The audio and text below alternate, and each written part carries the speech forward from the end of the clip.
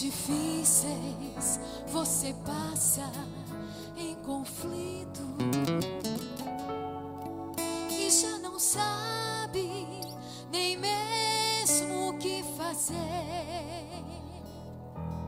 O coração chora por não ter saída, situações mal resolvidas te arremessam à solidão. Aleluia. Tenha certeza que pra tudo tem um jeito, e o Senhor não desistiu de te ajudar. Se a tua luta é tempestade que não passa, não há o que Deus não faça para dar vitória aos filhos seus.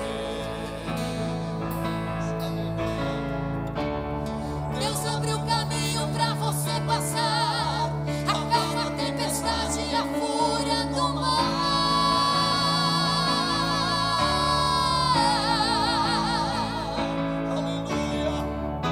Envia os seus anjos para contigo lutar.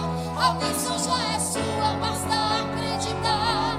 A porta que Ele abre ninguém pode fechar. A vitória é sua. Comece a louvar a Deus, a Deus, a Deus. Quando a gente entrega tudo ao Senhor, Entrega tudo para Ele nessa noite. e compreende Aleluia. o seu modo de agir. Na paciência, Ele possui as nossas vidas, mesmo as causas perdidas, Ele tem a solução.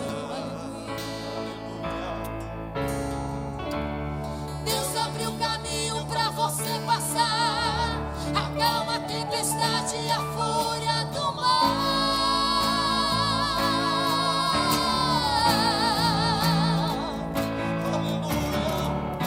Envia os seus anjos para contigo lutar. A bênção já é sua, basta acreditar. A porta que Ele abre ninguém pode fechar. A vitória é sua. Comece a louvar a Deus, a Deus, a Deus. A louvar a Deus, Ele abre a porta pra você passar. Ele faz caminho no meio do mar, e na tempestade Ele faz acalmar. Ele é Deus.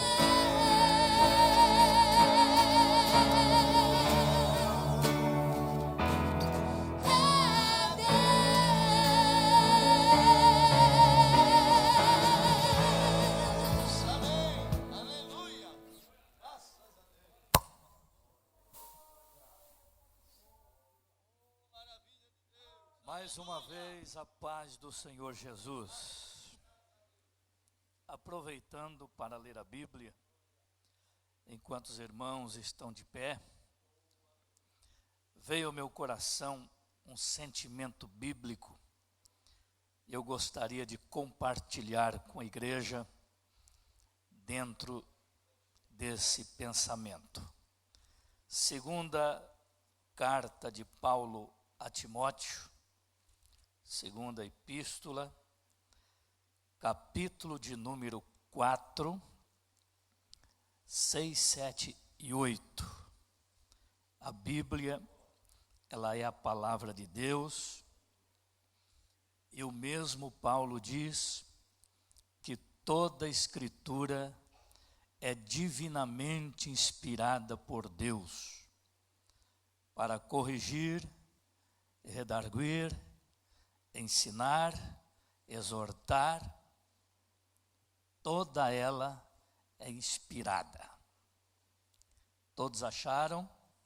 Segunda carta, epístola de Paulo a Timóteo, capítulo de número 4, e os versículos 6, 7 e 8, que nos diz: porque eu já estou sendo oferecido por aspersão de sacrifício, e o tempo da minha partida está próximo.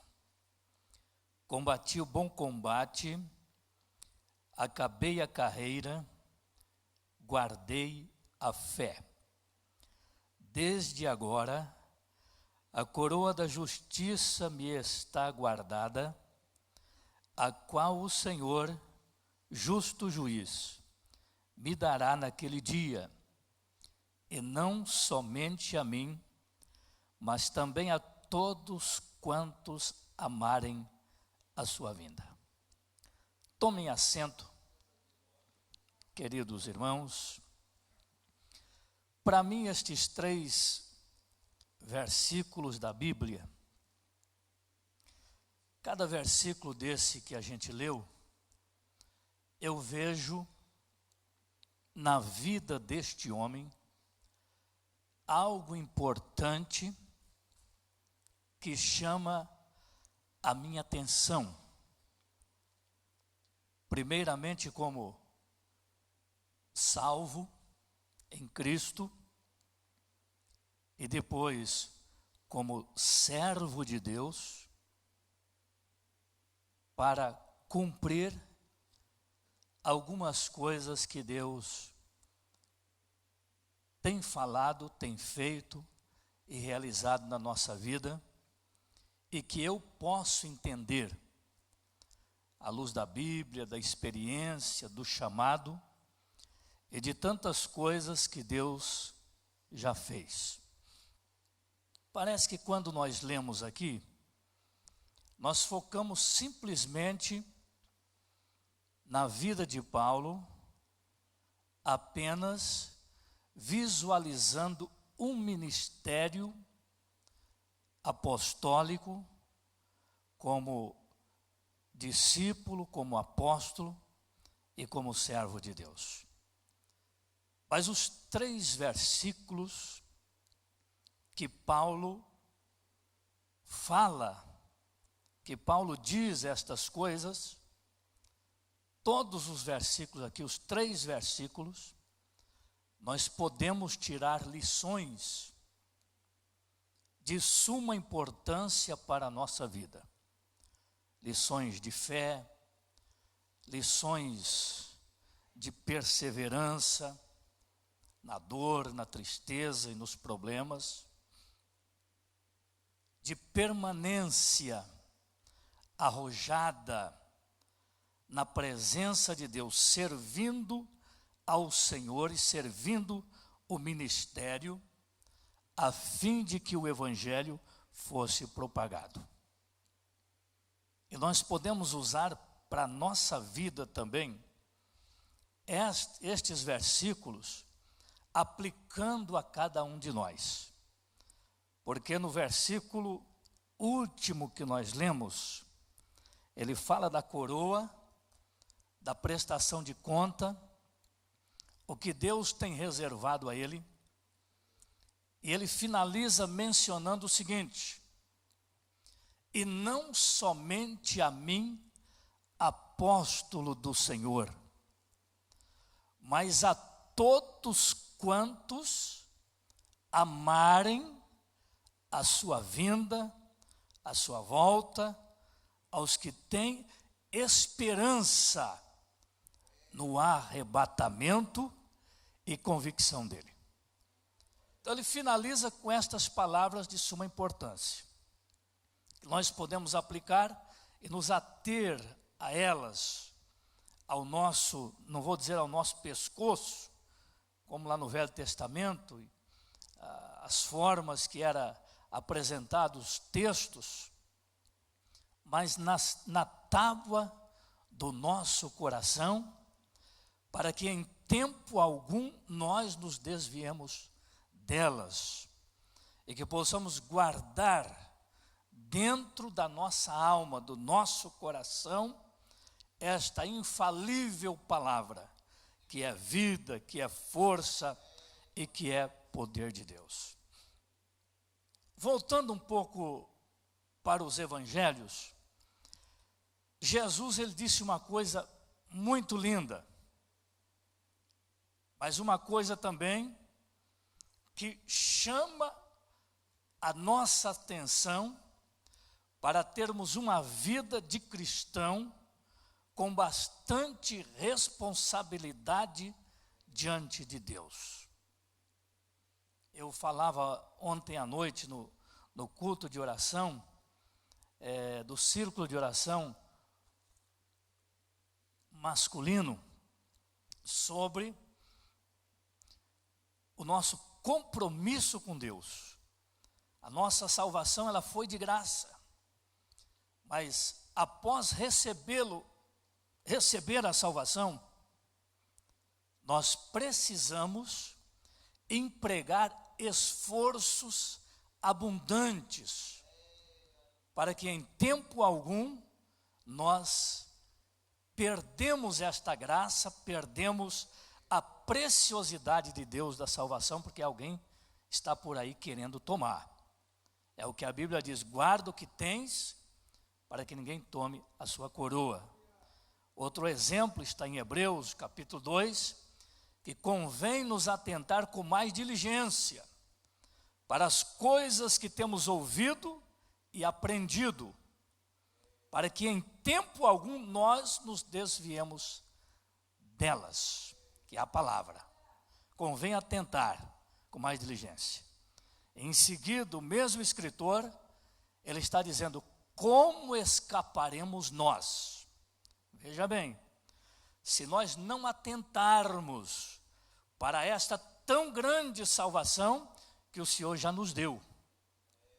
Então nós precisamos atentar, nós precisamos empregar esforços para estar sempre convictos da nossa salvação, na presença de Deus, conscientes, sentindo a graça, o amor de Deus, a unção do seu Espírito, para que no toque da trombeta possamos sair daqui, sair deste mundo, ir ao encontro do Senhor Jesus, para estar com Ele para todo sempre. Então nós precisamos lutar com todas as forças. E aí Jesus disse que não foi nós que escolhemos a Ele. Evangelho de João 15 e 16. Não foi nós que escolhemos o Senhor, mas foi Ele que nos escolheu para a salvação. É por isso, irmãos, que nós estamos aqui, e não simplesmente assentados nestas cadeiras da igreja de Sara, mas à luz da Bíblia, nós estamos assentados nas regiões celestiais em Cristo, para ter já a visão futura. Olha a posição que nós estamos. Jesus disse que não foi Ele que escolheu a nós, ou nós que escolhemos a Ele, mas Ele nos escolheu a nós. Aí agora, vírgula,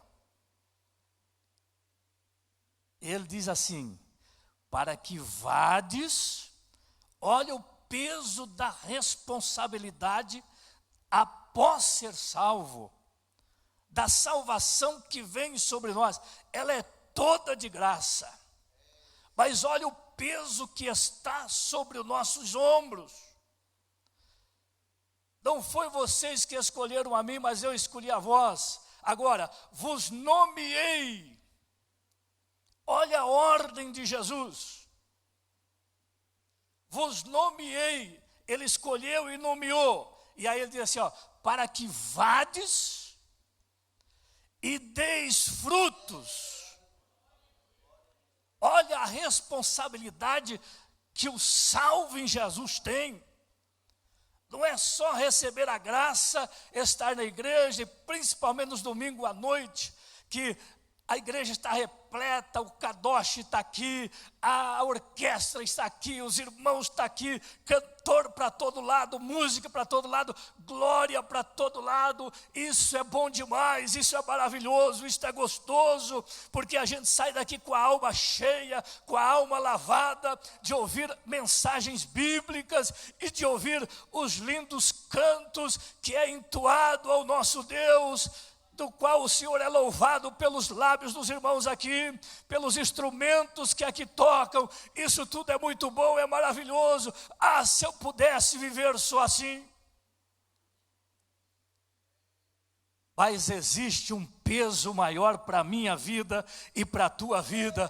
Ele nos escolheu, nos salvou, nos libertou, escreveu nosso nome no livro da vida. Mas ele disse, para que vades, é a ordem de Jesus, e deis frutos. E aí vem mais uma coisa, ele conclui o versículo dizendo, a fim do que tudo que pedirdes em meu nome, vô-lo conceda o Pai. Ou o Pai vai conceder, ou eu vou-lo conceder. Aleluia. Eu quando não vejo muito milagre na igreja, eu fico triste. Charamanda Gassúbria. Será que os irmãos não creem? Será que os irmãos não têm fé?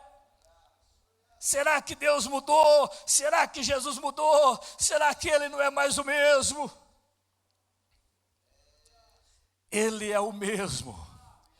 Ele não mudou. O poder da cura e do milagre está nas suas mãos e no seu Espírito que está conosco. Mas o que ocorre é que muitas vezes eu e você, nós não cumprimos o peso da palavra de Jesus que está sobre a nossa vida após virmos ao templo e ser salvo por Ele. Vos chamei, vos escolhi, chamei, nomeei para que vades e dê fruto. E aí muita gente não quer ir mais e não quer dar fruto. E às vezes alguém diz assim, pastor, mas eu já dou meu dízimo, já está bom. Eu ajudo a sustentar um missionário, 2 ou 3, já está bom. Eu acho que não está bom. Eu acho que falta alguma coisa, porque o peso da palavra de Jesus é muito forte, não é brincadeira, não é para o ímpio, não é para o desviado, não é para o fracassado, mas é para o crente que está aqui salvo, falando línguas, sentindo a glória de Deus, sentindo a presença de Deus. É uma ordem e o peso da palavra do Senhor está sobre os nossos ombros. Charamanda Gassúbria. Oh glória! Eu às vezes vejo algum pastor falando, pastor, eu quero ir até os 60, os 62. Eu quero me jubilar para me passear com a família, descansar, porque a vida de pastor e de obreiro é a vida inteira escravo da igreja. Se for analisar, é mesmo. Mas nós somos escravos com liberdade. Aí com alguns eu comento o seguinte: se você tiver 60 anos ou 65, tiver doente, que não tiver mais dando conta, é melhor então você entregar e descansar com a família do que deixar a igreja se afundar, complicar. Mas eu penso que enquanto eu tiver força, saúde, eu não vou parar não. Eu não quero parar. Agora, se eu ver que a minha saúde está debilitada, que eu estiver tendo dificuldade de apacentar, de administrar, de me locomover, aí sim, aí é diferente. Aí eu preparo a minha jubilação, entrego à igreja, porque a minha capacidade física não me condiciona mais a estar na frente, para pregar, para administrar, para correr, para atender a obra de Deus, aí tudo bem. Senão eu acho que não funciona. Mas muito bem, para que vades e dê fruto, porque irmãos, nós aprendemos e conhecemos a Deus, e é bom, né? Ele enche a alma. Mas Jesus não quer que nós ficamos só aqui, dançando na presença de Deus, saltando, abraçando os irmãos no gozo da glória de Cristo. Ele quer que vamos e damos frutos. Aí vem a complementação da palavra, a fim do que tudo que vocês pedirdes em meu nome vou-lo conceda. Por que muita gente não recebe nada? Jesus não mudou, Deus não mudou. Fé você tem, crença você tem. Mas muitas vezes Deus está entristecido conosco, porque nós incepamos a palavra de Jesus. Nós travamos, a nossa vida travou uma ordem. E aí nós só queremos para nós. Bênção para mim, pastor ora por mim, irmão ora por mim. Não é verdade? Não é assim que acontece? Se vier um sapato de fogo aqui pregar ou cantar, daqueles que dá chave para todo mundo, e aquela é só dando chave de apartamento, de casa, e aquele reteté todo, é capaz da igreja encher, irmãos. Todo mundo quer, todo mundo quer. Eu sei que muita gente precisa da bênção de Deus, mas nós precisamos cumprir o que Jesus disse. Então tudo quanto pedirmos ao Pai, Ele nos conceda, porque a ordem imperativa da sua palavra, que Ele nos colocou, ou colocou à nossa disposição, para nós cumprir, é para que vamos e damos frutos. Eu já vou entrar no que nós lemos de Paulo, porque está tudo dentro do que eu penso em falar. Aí Paulo, quando ele vem com carta a Damasco, Jesus pega ele ali. Houve um clarão que o cercou, e os 3 amigos que estavam com ele, e Paulo cai cego no chão. Aqueles varões levou Saulo até Damasco, na casa de Judas. E lá Paulo estava orando. E Jesus fala com Ananias.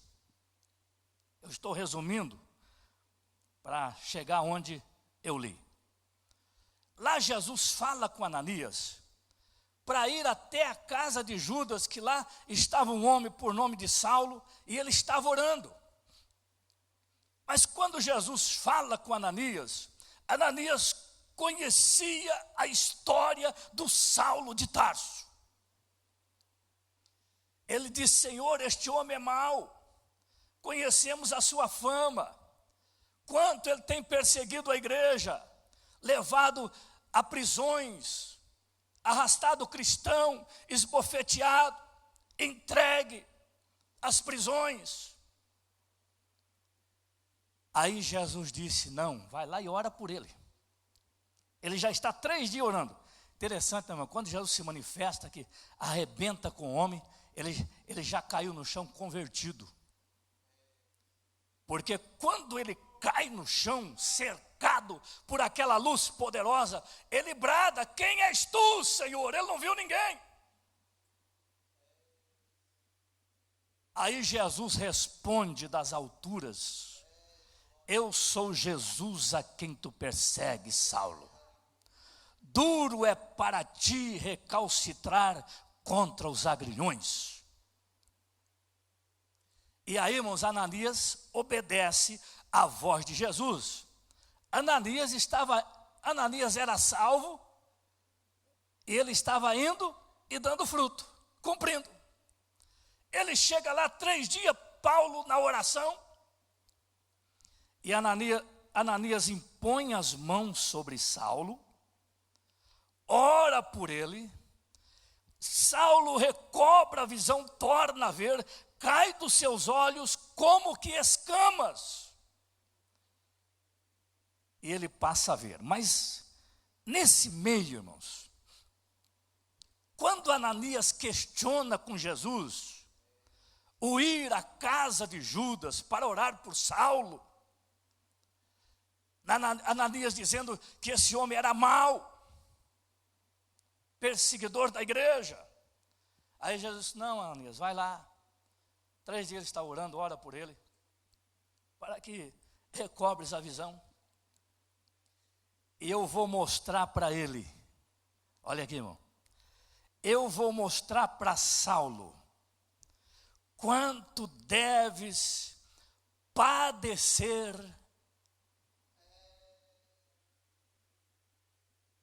pelo meu nome, pelo meu evangelho, pela minha obra, pelo meu trabalho. Jesus disse: eu vou mostrar para ele quanto ele vai padecer por causa do meu nome. Olha aí, irmãos. E assim começa a vida de Paulo. Certo? Se converteu, sofreu entre os apóstolos, foi rejeitado entre os apóstolos, teve vários problemas, mas ele era um vaso escolhido que o Senhor chamou, escolheu e ungiu. Um dia desse nós falando um pouco de Saulo aqui, brincando com o Zé, que Paulo ele saiu de lá, veio até Roma, veio até a Grécia. Há uma carta que ele tinha um projeto de ir à Espanha, e brincando com o Zé, eu acho que ele veio até Portugal. Isso é uma brincadeira, isso não está escrito. E aí, brincando com o Zé, eu acho que Paulo veio até Portugal, e se não duvidasse, eu não estava falando até o português. É claro que isso é uma brincadeira, irmão. Mas se Paulo vivesse mais uns 500 anos, ele estaria falando português, com certeza. Com certeza, não sei, as cartas dele chegou até aqui, mas se ele, quem sabe, vivesse aí mais uns 800 anos, ele teria vindo até Buenos Aires, fundando a igreja e pregando o evangelho. Porque que homenzinho macho, que homem bom, que homem corajoso. E assim, meus irmãos, a trajetória dele foi sofrida.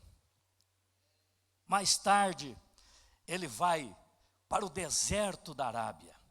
3 anos lá estudando, aprendendo, orando, tendo experiências com Deus. Foi arrebatado até o 3º céu.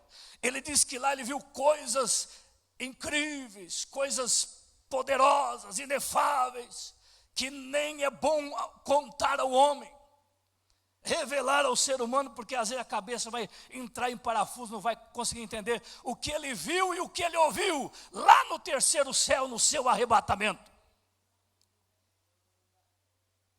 Só que depois de toda esta glória, irmão, Deus mete um espinho na carne de Paulo. E a Bíblia diz que aquele espinho na carne de Paulo era um esbofeteador de Satanás que o esbofeteava, por uma permissão de Deus, para que ele não se exaltasse pelas grandiosas e grandezas das revelações de Deus que ele teve e viu no seu arrebatamento. Por 3 vezes ele ora: Senhor, eu não aguento, isso é difícil, Senhor, isso me incomoda. Tira isso de mim, Jesus, eu sou teu servo. Orava por enfermo, Jesus curava. Eles iam lá, pegavam os lenços de Paulo, levava, ponhava lá, o paralítico levantava, o demônio não podia nem ver o lenço do Paulo, que já saía urrando, cavando, como diz alguém por aí. E Paulo: Senhor, tira esse negócio de mim, porque eu não aguento, essa pedra no meu sapato, esse espinho na minha carne, que me perturba, que me faz sofrer. E Jesus não tirou, não. Jesus apenas disse a ele: Saulo, ou melhor, já era Paulo, convertido: Paulo, a minha graça te basta.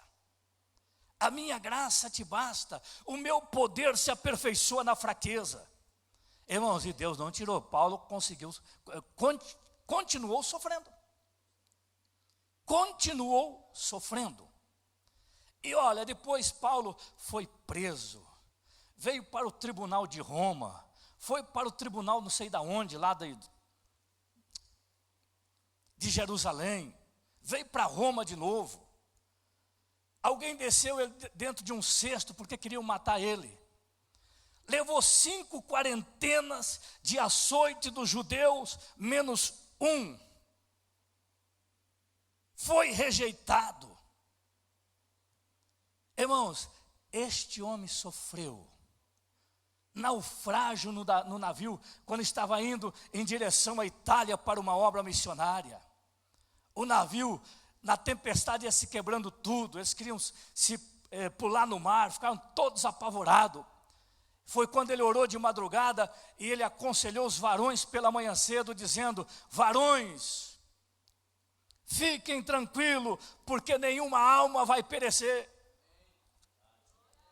Porque o anjo de Deus, de quem eu sou e quem eu sirvo, esteve comigo esta noite e disse que nenhuma alma vai perecer, a não ser ter danos materiais. Eles jogaram muitas coisas do navio, jogaram no mar, mas toda aquela tripulação foi salva da morte no mar e ouviram a mensagem de Paulo dentro daquele navio, porque era um propósito divino.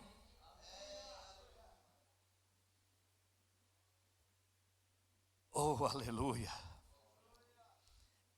E agora, irmãos, nos seus últimos dias, talvez preso em uma cadeia, em um cárcere,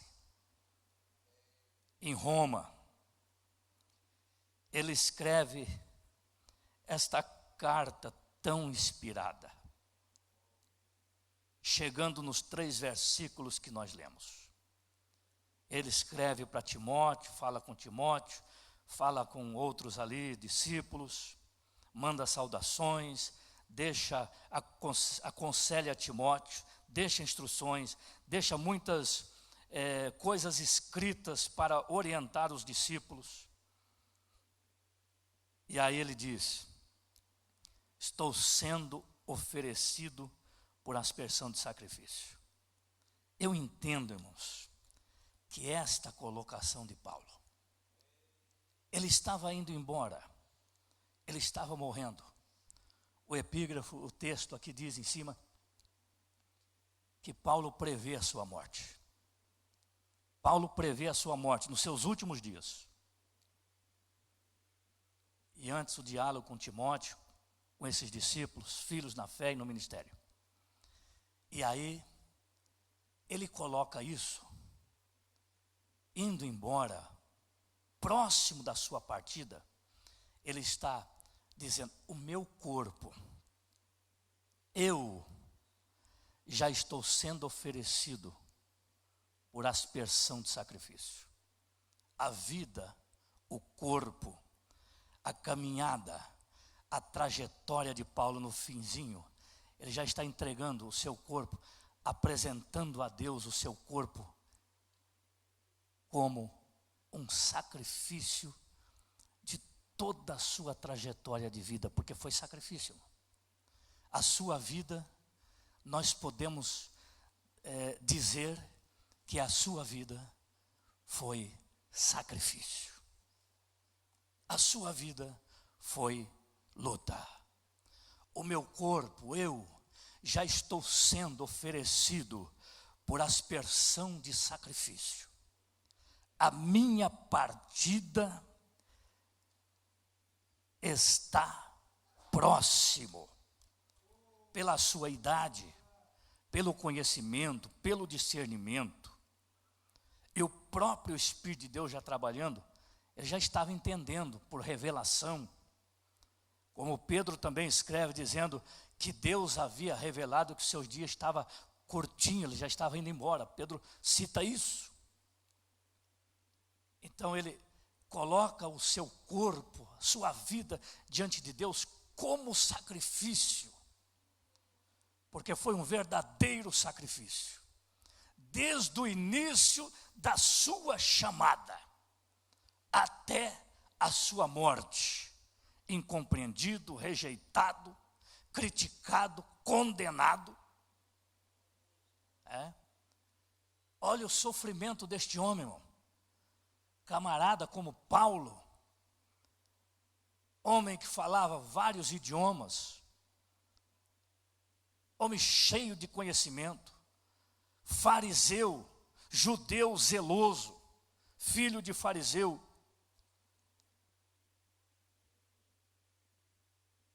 E agora nesta situação. Mas ele comenta estas palavras antes da sua saída deste mundo. E o versículo 7, o segundo, que nós lemos, ele comenta: eu combati o bom combate com tudo isso. Estou dando agora o meu corpo, a minha vida em sacrifício, porque ela foi sacrifício, e eu coloco todo esse sacrifício, tudo isso perante o Senhor. Aí ele comenta: eu combati o bom combate, eu acabei a carreira. Ele está dizendo que acabou a carreira, combati o bom combate, acabei a carreira. Ele estava já no fim, nas suas últimas horas, nos seus últimos dias. Acabei a carreira, mas eu guardei o mais importante, a fé. Guardei a fé. Isso aqui também dá a entender e clareia para mim que a sua vida foi um combate constante, desde a sua conversão até os seus últimos dias, provavelmente em um cárcere em Roma. Provavelmente em um cárcere em Roma. Até a rua que Paulo sai do cárcere para ser martirizado, eu tive nessa rua em Roma. E aí logo ele é exterminado. Olha a vida de um servo, de um homem chamado por Deus. Um grande homem, um grande soldado. Então ele traça a sua vida, combati o bom combate, acabei a carreira e guardei a fé. Ele foi um combatente, irmãos. A sua vida foi guerreando até o fim, contra homens, contra judeus, contra fariseus, contra demônios, contra a sinagoga, contra os principais dos sacerdotes, contra os governos, os tribunais que ele passou. Foi um combate, foi uma vida de combate, foi uma carreira de luta. Por isso que ele diz neste versículo: eu combati o bom combate. Porque, irmão, ponha combate nisso. Eu não sei se homens do século 21, como nós aqui hoje, teríamos condições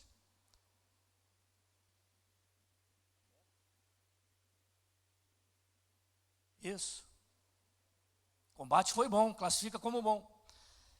Se alguém de nós hoje teríamos condições e a capacidade de passar por esse processo de combate que Paulo passou, do início da conversão até a sua degola, até o seu martírio, até ser tirado do cárcere por alguns soldados romanos, municiado de uma grande espada que saiu por aquela rua a um determinado lugar para degolá-lo ali, martirizando Paulo. Não sei se teríamos estas forças, estas condições. E ele disse: eu combati o bom combate, eu acabei a carreira, agora não aguento mais. Acabei a carreira, mas eu guardei uma coisa.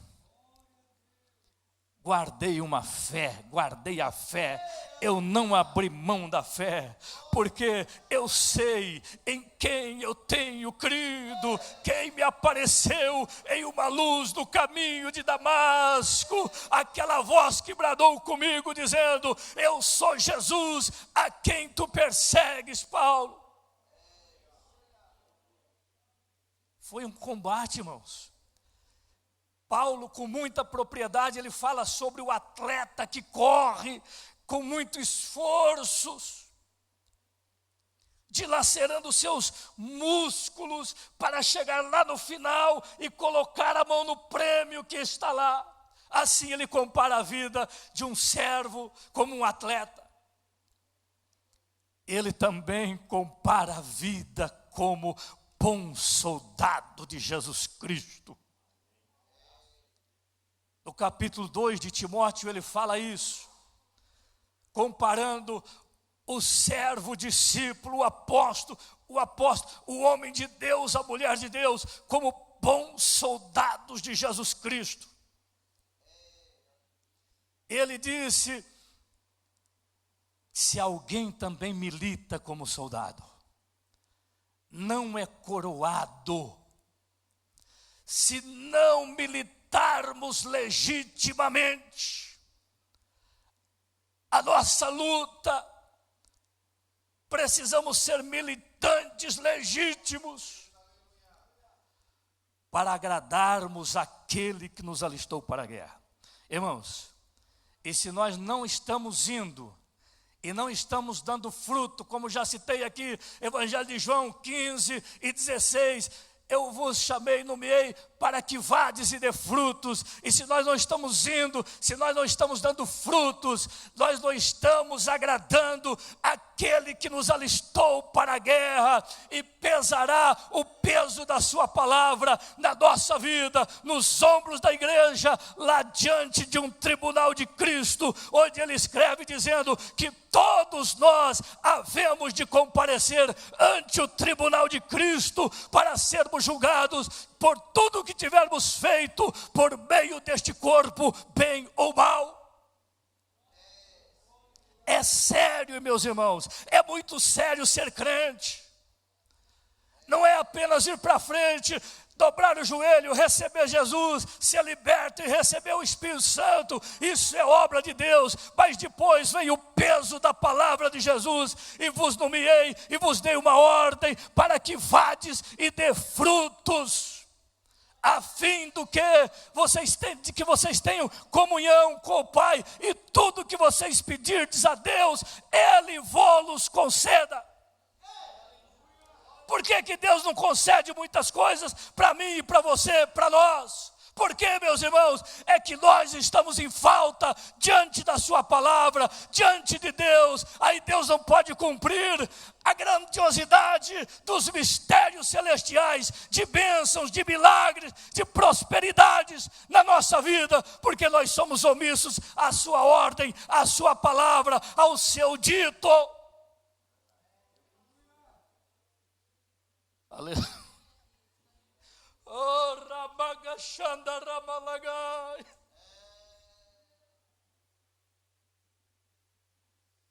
Aleluia. Oh, Ramashanda Ramalagai. Aleluia.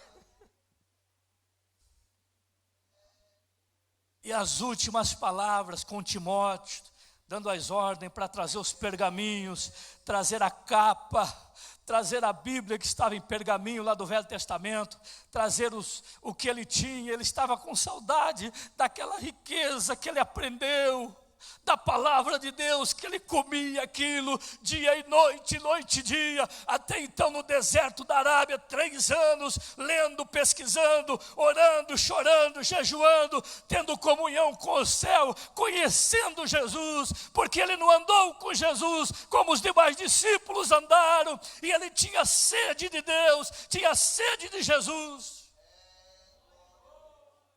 O Rabashanda Rabalagashanda Rabagai. Aí ele chega a dizer o seguinte: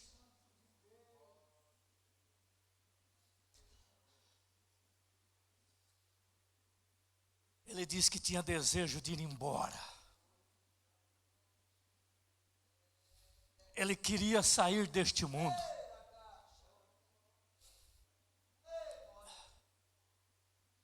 Ele chega a dizer assim: não sei o que faço. Se eu ir embora, eu cesso a obra aqui. Ele não disse que cessava o sofrimento, cessava a obra. Mas se pelo amor dos escolhidos e da igreja, a quem Deus o constituiu apóstolo e doutor dos gentios, para o bem, crescimento e edificação, então ele preferia ficar aqui com os irmãos, sofrendo, combatendo como ele combateu. Mas ele não tinha medo da morte. Aleluia. Oh, glória! eu sinto Deus aqui, meus irmãos. Para finalizar, eu tenho muita coisa dentro disso aqui que Deus está me dando. Versículo 8, final. Desde agora, a coroa da justiça me está guardada, a qual o Senhor, justo juiz, o Deus de balanças fiéis, me dará naquele dia. Olha a convicção deste homem, irmãos. Ele guerreou, ele combateu, ele fez, ele se arrebentou. E manteve uma comunhão com Deus. Não sei se os irmãos já leram o livro onde o escritor diz, baseado naquela palavra que o diabo disse aos filhos de Cefas, quando eles quiseram expulsar, o diabo disse assim: olha, eu bem conheço Paulo, e eu conheço Jesus a quem Paulo pregas. E vocês quem são? Aí o escritor deste livro diz que Paulo, conhecido na terra, e Paulo conhecido no inferno, e Paulo conhecido no céu.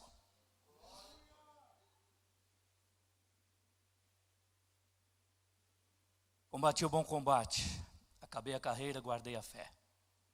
Desde agora me está guardada a coroa da justiça, o qual me dará o justo juiz no seu tribunal.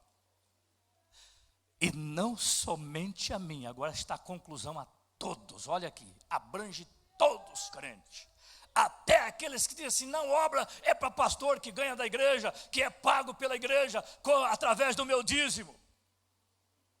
O peso da palavra está sobre a sua vida também, porque você conheceu Jesus, e ele diz que a todos quantos amarem a sua vinda, essa coroa está reservada, e também esta ordem de Jesus, para que vades e dê fruto. A responsabilidade e o peso da palavra está sobre cada crente que conheceu Jesus. Irmãos, faça, trabalha. Vai, dê fruto com abundância, a fim de que você permaneça guardando a tua comunhão com o céu, e de quando você dobrar o joelho, orar e chorar diante dele, o Senhor concederá a tua petição, a tua oração, porque você está dando fruto. Você não é uma árvore infrutífera dentro do templo, plantada como aquela que Jesus ia saindo de Cafarnaum, se não estou equivocado, e passou por aquela figueira tendo fome, foi procurar frutos, figos, e não achou nenhum fruto. Jesus olha para ela e disse: nunca mais tu terás frutos. E outro dia se passaram por ali, os discípulos olharam, aquela figueira secou, e eles se lembraram: olha, Senhor, a figueira que tu amaldiçoou secou. E aí ele disse, esse mesmo Paulo, ele diz que todos nós haveremos de chegar ante o tribunal de Cristo, para sermos julgados por meio do corpo, de tudo que nós tivermos feito aqui nesta vida, bem ou mal. Irmãos, eu quero fazer o bem. Eu tenho orado, Jesus me dá um coração bondoso. Eu estava estudando hoje à tarde um pouquinho sobre a caridade. Quase que eu prego esta noite aqui sobre caridade. O poder da caridade, o valor da caridade, a importância da caridade, a força da caridade, a grandiosidade da caridade. E o oposto dela, que se não tiver ela, pode fazer de tudo, pode falar a língua, ele diz assim, pode falar a língua dos homens e dos anjos, pode fazer de tudo, pode dá tudo que você tem para os pobres. Nada resolve. A caridade, ela está junto com o amor. A caridade é aquela que reparte, é aquela que ama, é aquela que investe, é aquela que se doa, é aquela que faz com amor, é aquela que... Ele traz um comentário dizendo que não suspeita mal, não trata com leviandade, não se ensoberbece, olha, ele traz uma relação de coisas importantes. Mas depois houve uma faísca no meu coração e queimou sobre esse texto que nós lemos dos 3 versículos, para falar dentro deste assunto que Deus me revelou nesta noite. Eu ainda tinha muita aplicação para fazer, mas vamos ficar de pé, nós vamos encerrar. Outro dia Deus nos dará outra melhor do que essa ainda. E falará conosco mais forte do que falou hoje ainda. Eu desejo orar, meus irmãos. Vocês estão vendo a responsabilidade do crente? E olha, eu sempre estou preocupado. Baseado na palavra de Paulo aos Coríntios, há entre vós muitos fracos e doentes e muitos que dormem. Uma hora eu quero pregar esse assunto, mas eu quero pedir uma revelação do Espírito Santo para me pregar isso. Eu já pensei em pregar aqui, mas eu busquei e o Senhor não me deu. Eu quero dado por Deus. Eu quero revelado por Deus. Eu quero o remédio que vem do céu para curar. Porque hoje nós temos no meio da igreja, irmãos, muitos fracos e doentes e muitos que dormem. Nós temos no meio da igreja as 5 virgens nécias, que não ouvirá o toque da trombeta quando tocar. Vão querer correr para comprar o azeite. E a gente está orando para Deus falar mais forte e mais alto. Porque você foi comprado por bom preço. Jesus morreu. Nós estamos vivendo os últimos dias, ainda que muitos não cremos. E tem igrejas por aí que não creem em arrebatamento e não creem nem no céu. Eles só creem em prosperidade, dinheiro, progresso, riqueza, fazenda, avião. Eles não falam, eles excluem a palavra arrebatamento da Bíblia. Mas Jesus vai voltar. Eu estava vendo um vídeo hoje de uma irmã que Jesus se manifestou para ela na pia da cozinha e mostrou o arrebatamento. Ela quase caiu no chão, ela pensou que estava dando um infarto nela, mas estava tendo uma visão, um arrebatamento de sentido. E ela viu o terremoto que deu quando Jesus voltou, batida de carro, avião caindo, terremoto, prédio caindo, e ela olhou, era só grito na rua, gente ensanguentada, um desespero e uma dor, que ela disse que nunca viu aquilo, e nunca teve uma dor como ela teve quando ela teve essa visão. Coisa tremenda, irmãos. Jesus, ele vai voltar. Recline a sua cabeça. Tem alguém para aceitar Jesus? Tem alguém para reconciliar? Tem alguém que deseja vir aos pés de Jesus? Eu já estarei orando. Levanta a sua mão comigo. Amado Deus e Pai, falamos a Tua palavra nesta noite, Senhor. Meu Deus, eu creio que a mesma tem encontrado guarida nos corações aqui. Aqui está a Tua igreja, o Teu povo. Abençoa, dá vitória, desperta e aviva. Senhor, os irmãos que também nos assistem pela Web TV Semear, ou que irão assistir pela internet, fala ao coração deles, meu Deus. Toca ao coração deles, abençoando grandemente, despertando e avivando. Senhor, é a Tua igreja, é o Teu povo. Espírito Santo, mexe de forma mais profunda, mais impactante, mais poderosa na vida do Teu povo, dos Teus filhos, das nossas vidas, Senhor, para que não durmamos nestes dias finais, dias tenebrosos e trabalhosos. abençoa a tua igreja, enriquece da graça, do conhecimento, do despertamento, Senhor, aviva inteiramente e abençoa, Senhor, a tua herança, a tua igreja nesta cidade, guarda, protege, livra de todo o mal, em nome de Jesus, amém.